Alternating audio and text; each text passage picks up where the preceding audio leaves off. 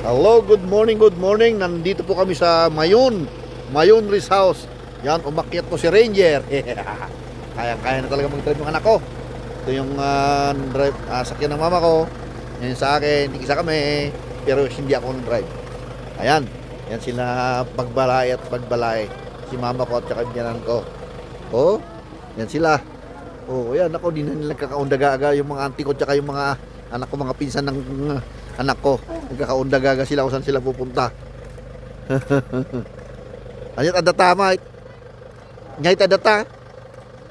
Platinum, Mayon Planetarium. Apo, pa-picture, pa-picture. Nay. Apo, game eyes. Yan po. Nandito na kami sa Ulap, oh. Ulap, malapit sa Ulap. Ganito pala dito.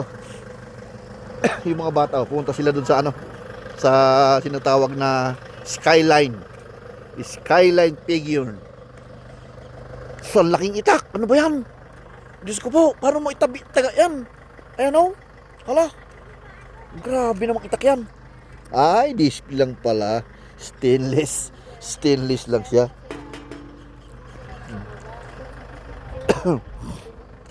Ang ganda dito. Oh, ayan.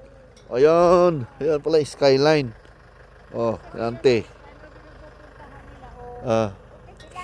Meron na dito solar. Solar yung bubong. Solar yung bubong mga kalods. Oh, solar oh. Oh. Solar yung bubong. Galing.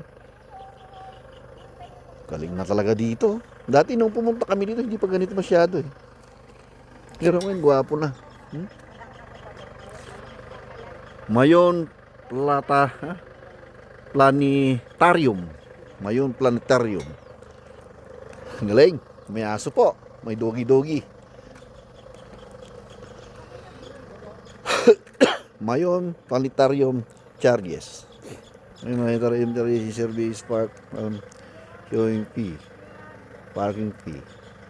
20 per head.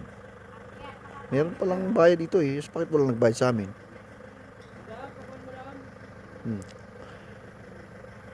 Parang umuulan no? Bumaba kasi yung Bumaba yung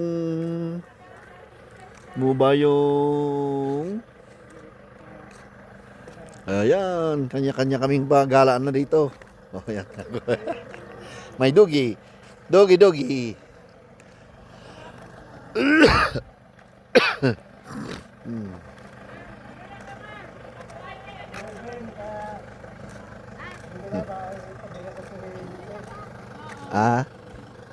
Tayo dito ni Jen, ang lalaki, yung taga-suyo, tali. Sige nga.